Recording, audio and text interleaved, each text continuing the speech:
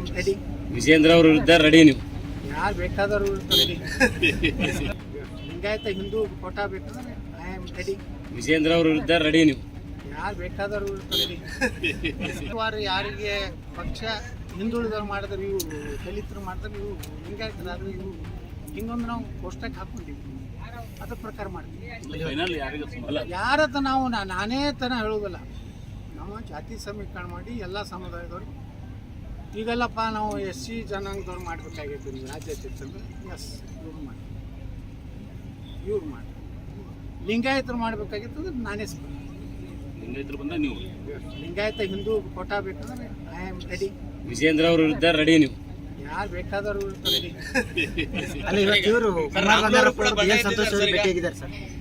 ಸಂತೋಷ್ ಅವರು ಭೇಟಿಯಾಗಿದ್ದಾರೆ. ಶ್ರೀರಾಮುಲು ಆದ್ರೆ ನಮ್ಮನ್ನ ತಕರಾರು ಇಲ್ಲಿ ಭಾಳ ಚಲೋನೇ ಆಯ್ತು. ನಮ್ಮ ಮನುಷ್ಯನೇ ಅವರು ವಾಲ್ಮೀಕಿ ಜನಾಂಗದವಪ್ಪ ಆದ್ರೆ ಏನು ತಪ್ಪೇನೆ.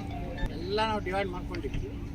ನೀವು ಅವ್ರನ್ನ ಭೇಟಿಯಾಗು, ನೀವು ಇವ್ನ ಭೇಟಿಯಾಗು, ಹಿಂಗೆಲ್ಲ ಮಾಡಿ ಒಂದೇ ಕಡೆ ಹೋಗಿ.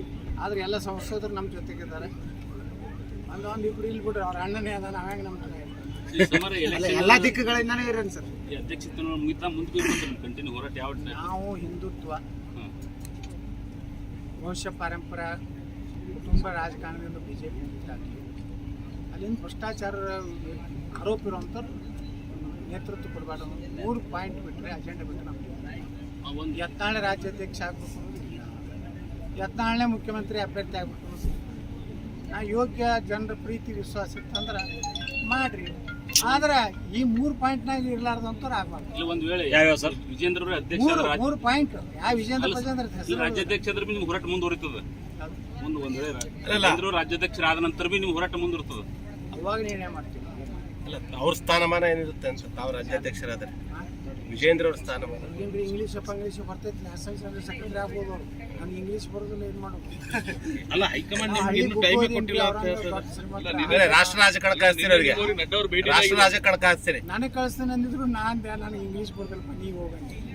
ಅಲ್ಲ, ಹೈಕಮಾಂಡ್ ಸಂಧಾನಕ್ಕೆ ಬಂದಿದ್ರು. ಎನ್ ರವಿಕುಮಾರ್, ವೀರಣ್ಣ ಚರಂತಿಮಠ್, ಅಭಯ್ ಪಾಟೀಲ್ 3 ಮಂದಿನ ಕಳಿಸಿದ್ರು. ವಿಜೇಂದ್ರ ಹೇಳಿದ್ರು, ಇಲ್ಲ ನಿಮಗೆ ಜನರಲ್ ಸೆಕ್ರೆಟರಿ ಶಿಫಾರಸ್ ಮಾಡ್ತೀನಿ. ನಾ ಹೇಳಿದೆ, ನೀವು ವಿಜೇಂದ್ರ ನೀವು ಹೋಗಪ್ಪ, ನೀವು ಭಾರಿ ಏನು ಇಂಗ್ಲೀಷ್ ಅದು ಭಾಳ ಸ್ಪೀಡ್ ಐತಿ. ನಂದು ಇಂಗ್ಲೀಷ್ ಏನೂ ಬರೋದಿಲ್ಲ, ಹಿಂದಿ ಬರ್ತೈತಿ, ಕನ್ನಡ ಬರ್ತೈತಿ. ಹಾಗೆ ಕರ್ನಾಟಕದಾಗ ಆಗ್ತೀನಿ ಅಂತ ಹೇಳಿ ಕಳಿಸ್ತೀನಿ. ಅದಕ್ಕೆ ನಮ್ಮ ಸಂಧಾನ ವಿಫಲ ಆಯಿತು. ಈಗ ನಾಳೆ ದೆಹಲಿ ಚುನಾವಣೆ ಇದೆ ಸರ್. ರಾಷ್ಟ್ರೀಯ ನಾಯಕರು ನಿಮಗೆ ಭೇಟಿ ಆಗಲಿಕ್ಕೆ ಟೈಮ್ ಕೊಡೋದು ಬಹಳ ಕಷ್ಟ. ಕೊಟ್ಟಿದ್ದಾರೋ ಇಲ್ವೋ ಗೊತ್ತಿಲ್ಲ.